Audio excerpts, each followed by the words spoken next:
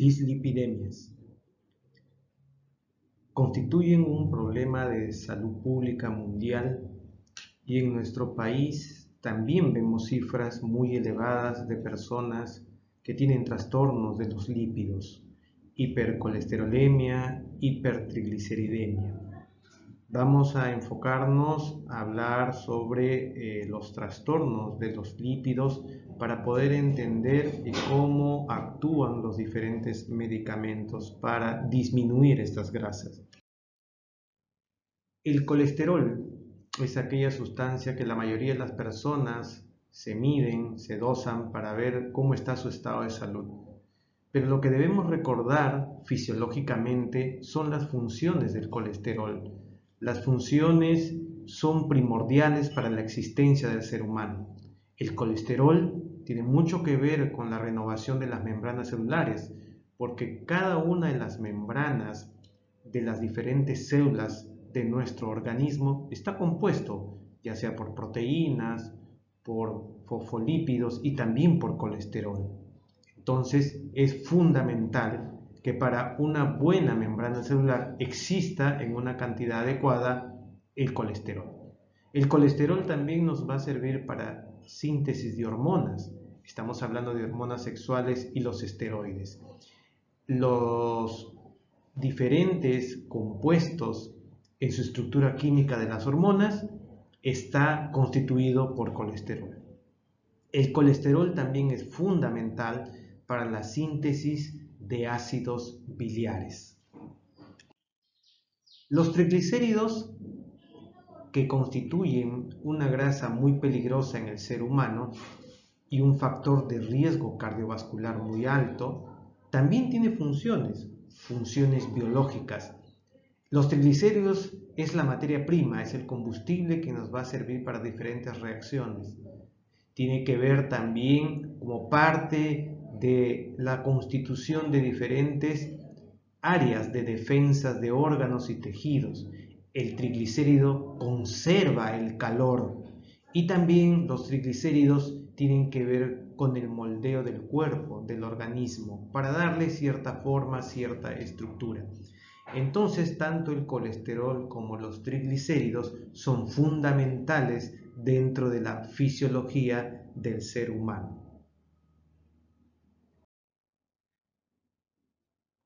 Dentro de la bioquímica de estas grasas, nos vamos a enfocar hablando de las lipoproteínas.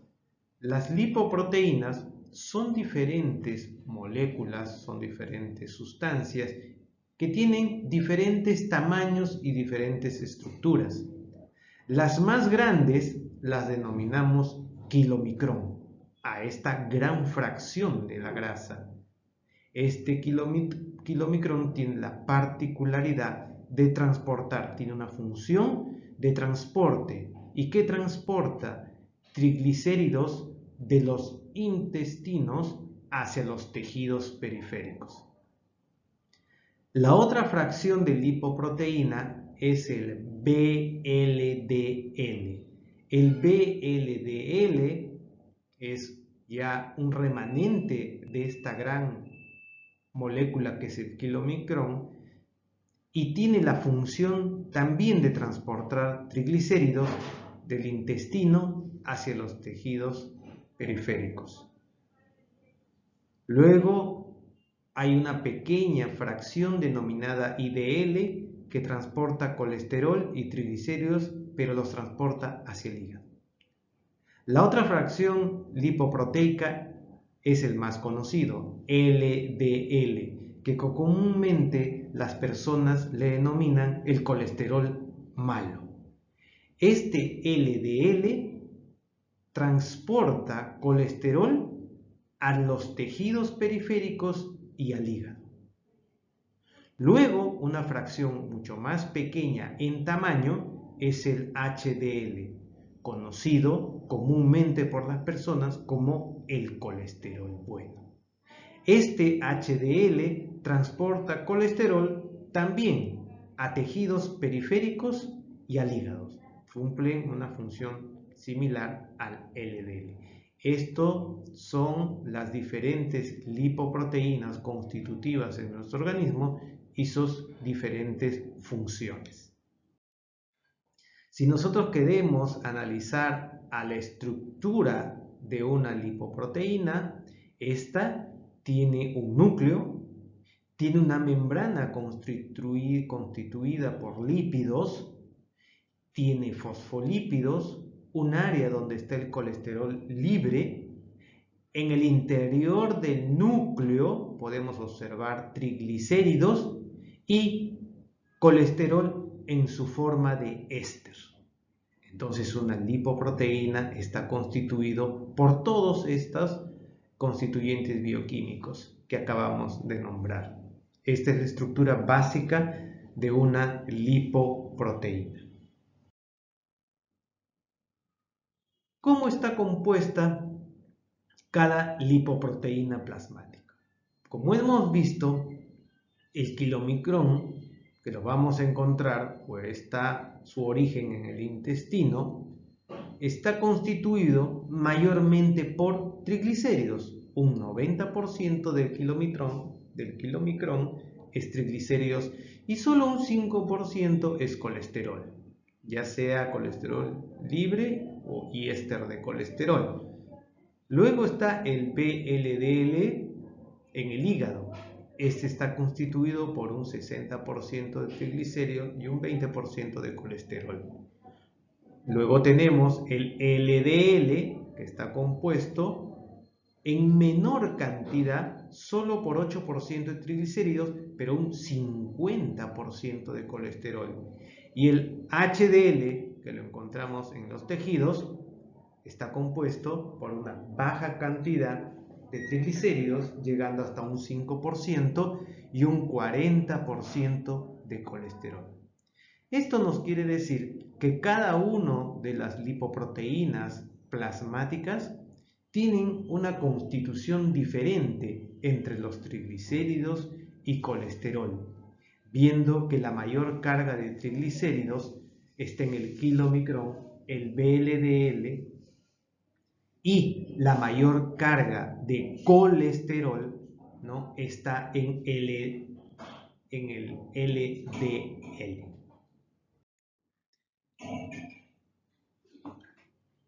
En la producción de grasa o lípidos podemos ver que nuestro organismo produce de forma endógena colesterol, pero también ingresa grasa desde el exterior y a eso le llamamos un origen exógeno.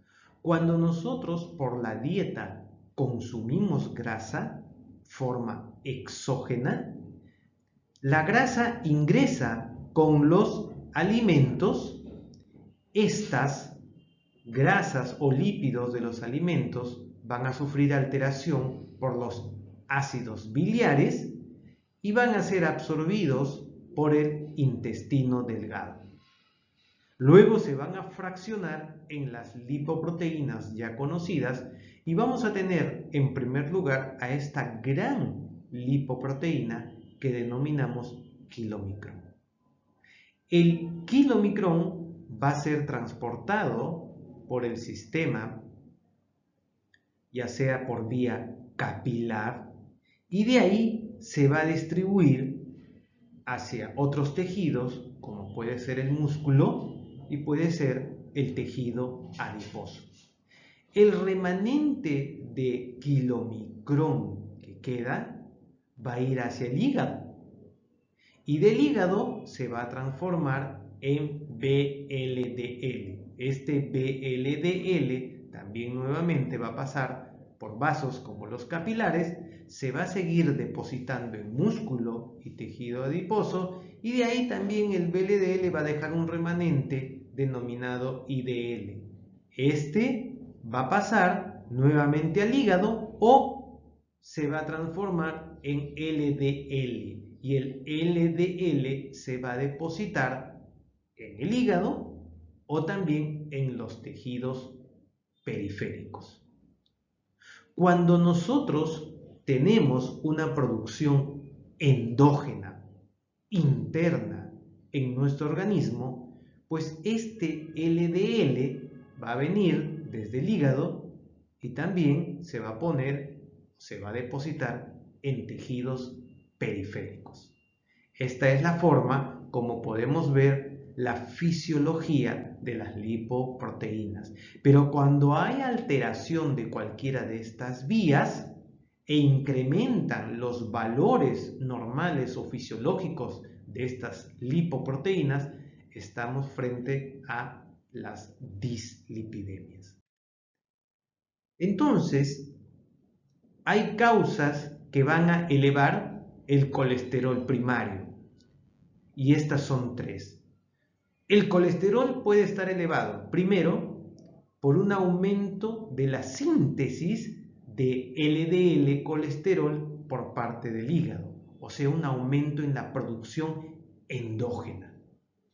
Segundo, hay aumento del ingreso exógeno de grasas a través de la dieta. Eso quiere decir un ingreso exagerado de grasa con los alimentos. Y la tercera causa que eleva el colesterol en nuestro organismo es por defecto en la extracción y transporte del colesterol desde los tejidos hacia el hígado por parte del HDL colesterol. Entonces, estas son las tres causas comunes por las cuales el colesterol puede estar elevado. Ahora veremos qué cosas son las dislipidemias. Las dislipidemias a lo largo de muchas décadas y por diferentes estudios de investigación siempre se las ha asociado a diferentes enfermedades, por ejemplo, la enfermedad coronaria y el accidente cerebrovascular. Estas enfermedades no solamente tienen como un factor de riesgo a la dislipidemia. Las enfermedades coronarias y el accidente cerebrovascular también tienen otros factores de riesgo como es el estilo de vida, la hipertensión arterial, la diabetes mellitus, el género y la edad.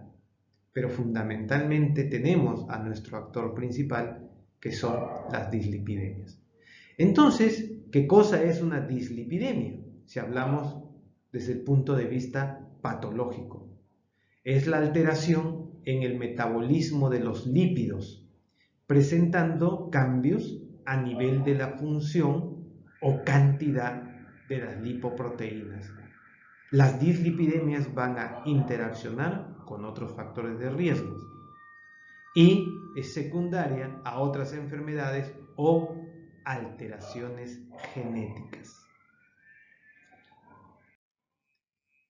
Cuando queremos evaluar las dislipidemias, tenemos que ver a quiénes vamos a presentar o vamos a disponer esta respectiva evaluación. Se recomienda hacer un screening de factores de riesgo y medición de lípidos en hombres mayores de 40 años y en mujeres mayores de 50. Esto es por lo general, pero en la actualidad estas edades son diferentes. Podemos ver cómo en hombres y mujeres a partir de los 30 años podemos evaluar de manera constante la presencia o no de dislipidemias. ¿En quiénes más recomendamos este screening? En pacientes con hipertensión arterial, pacientes diabéticos, pacientes con historia prematura de enfermedad cardiovascular, personas con obesidad central, con un índice de masa corporal por encima de 25, personas que tienen enfermedades autoinmunes, ¿no? Y algunas personas que evidenciamos externamente manifestaciones clínicas de dislipidemias, por ejemplo, en la piel y en la grasa superficial, como son los xantomas o las xantelasmas. Entonces, en aquellas personas vamos a medir las diferentes fracciones de colesterol. Una vez que se tienen a estas lipoproteínas fraccionadas, se le va a indicar al paciente que salga positivo a estas diferentes fármacos. Y tenemos diferentes familias: los inhibidores de la HMG coenzima reductasa, estatinas, las resinas de intercambio iónico, como la colestiramina y el colestipol, los fibratos, como el genfibrosil, clofibrato, benzafibrato, etc. El ezetimibe, el ácido nicotínico, el probucol y otras sustancias como el ácido eicosa y decosa hexanoico.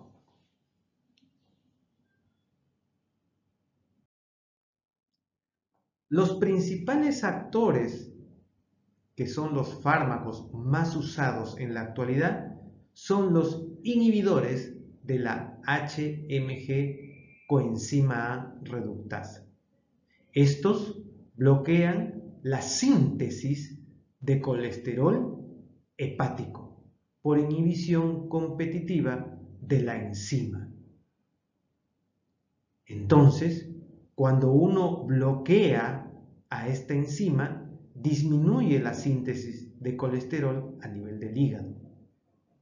Por lo tanto, va a haber disminución del colesterol intracelular, va a haber un aumento del número de receptores superficiales para la LDL, con los cuales se captaría mucho mejor este LDL que está circulando en sangre, y por lo tanto estaríamos disminuyendo el nivel de colesterol plasmático. ¿Cuáles son las indicaciones de las estatinas? Prevención primaria y secundaria de cardiopatía coronaria. Pero no todas las estatinas van a gozar de prevención primaria. En la actualidad solo es la atorvastatina y la rosuvastatina.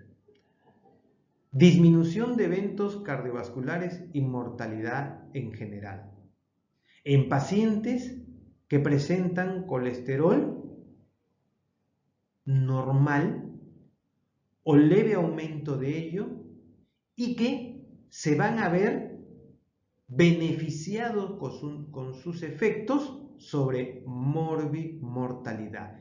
Estamos hablando de prevención primaria. Entonces, dentro de los medicamentos para la hipercolesterolemia, hemos visto las estatinas, secuestradores de ácidos biliares, inhibidores de la absorción de colesterol, ácido nicotínico y también las combinaciones. En el cuadro ustedes pueden apreciar diferentes sustancias como la simvastatina, atorvastatina, rosuvastatina, pravastatina, fluvastatina, lovastatina, que a diferentes concentraciones inhiben de manera diferente el colesterol LDL. Por ejemplo, la simvastatina en dosis de 20 miligramos puede llegar a reducir alrededor del 35% del colesterol LDL. Si damos dosis máxima de simvastatina hasta 80 miligramos, podemos disminuir 45%. Si usamos una dosis máxima de atorvastatina de 80 miligramos, podemos disminuir hasta un 50% del colesterol LDL. Y si usamos rosuvastatina en dosis máxima de 40 miligramos, alcanzamos a reducir mucho más del 50% o 55% del colesterol HDL. Algunos estudios indican que alrededor del 60 o el 65% de disminución del colesterol LDL con dosis altas de rosuvastatina. Los secuestradores de ácido biliares tienen como mecanismo de acción ligar los ácidos biliares y disminuir, por lo tanto, la circulación enterohepática. Aumentan producción de ácidos biliares a partir del colesterol, aumentan receptores, por lo tanto, para el LDL. Tienen efectos adversos que son muy amplios, por lo tanto no se utilizan mucho, como es la flatulencia, estreñimiento, dispepsia, náuseas, aumenta los triglicéridos e interaccionan con otros medicamentos.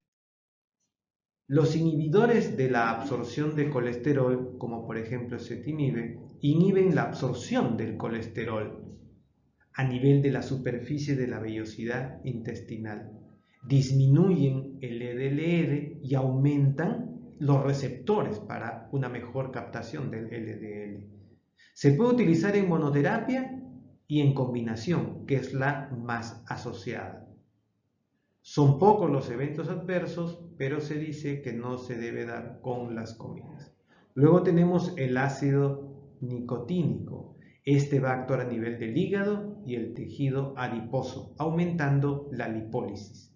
Disminuye triglicéridos y LDL y aumentaría el HDL.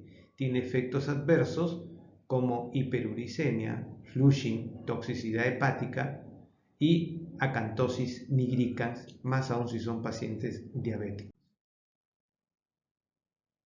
Generalmente los medicamentos que hemos visto son muy efectivos cuando están aumentados los niveles de colesterol, pero cuando estamos frente a un aumento de triglicéridos, a los cuales denominamos hipertrigliceridemia, estos pueden ser aumentados por diferentes causas: predisposición genética, obesidad, diabetes de tipo 2, alto consumo de alcohol, dieta simple en carbohidratos, enfermedad renal, hipotiroidismo. Son algunas de las enfermedades que pueden causar también aumento de triglicéridos.